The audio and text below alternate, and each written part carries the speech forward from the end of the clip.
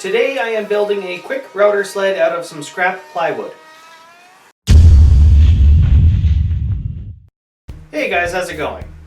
So this is something I threw together halfway through building the butcher block countertop, which will actually be next week's video, so if you're watching this in the future you will be able to see how that turned out up here. To start this project off, I ripped a piece of scrap plywood into 2-inch strips at the table saw and cut the pieces to length at the miter saw. These pieces will be the support frame. Since I already had the countertop built at this point, I just built the support frame to the size of the countertop, and it was easily and quickly assembled with screws and butt joints. Then for the sled itself, I grabbed another scrap sheet of plywood and using the router sled as the marker, marked out the plywood I needed to keep intact and ripped off the rest in 2-inch strips at the table saw. To secure the sides of the base into the sled, I just pre-drilled and screwed into the base. Tried to keep the edge flush, but at the end of the day I wasn't too concerned about it. Once I had both sides attached, I flipped the sled over and flushed up the edges of the plywood sides to the sled base with a block plane. And since I had just picked up this block plane from a garage sale, I hadn't had a chance to sharpen it yet. Actually, I still haven't sharpened it yet. So I shortly switched over to my number 4 plane, which made quick work of it. With the bottom of the sled flushed up, I flipped it back over and applied a coat of paste wax to the inside of the sled so the router would slide a little bit easier.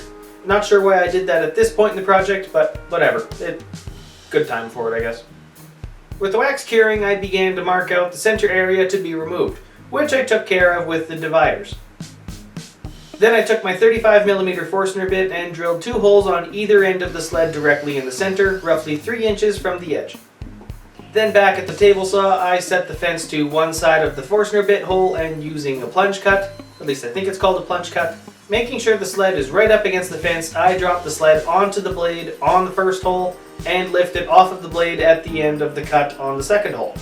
This was probably a lot more dangerous than I needed to be, particularly at the end of the second cut when the cut piece was completely loose in the contained space. I could have and probably should have done this cut with the jigsaw as it would have been a lot safer. Then the last thing to do is install a couple end caps onto the sled to give it some registration to the frame, and to keep me from shoving the router through the end of the sled. And with that, this project is done. I think if I were to do this again, I would build the sled out of slightly thicker material just to stiffen it up a little bit more. It works fine as is, don't get me wrong, but in this circumstance, if I put a little bit of extra weight in the center, it does bow down a little bit under the extra pressure, which kind of defeats the purpose of flattening something if you end up just making a bowl. Foreshadowing to next week's project. I don't know, we'll see what happens with it the more I use it. But with that, I'm going to call it a video. Thank you all for watching, and if you like what I'm doing here, give this video a thumbs up and subscribe for more. If you have any questions or comments, I look forward to reading them in the comment section below. And if you want to see more up-to-date projects, you can follow me on Instagram at Schreiner. Otherwise, I hope to see you in the next video, and have a good one.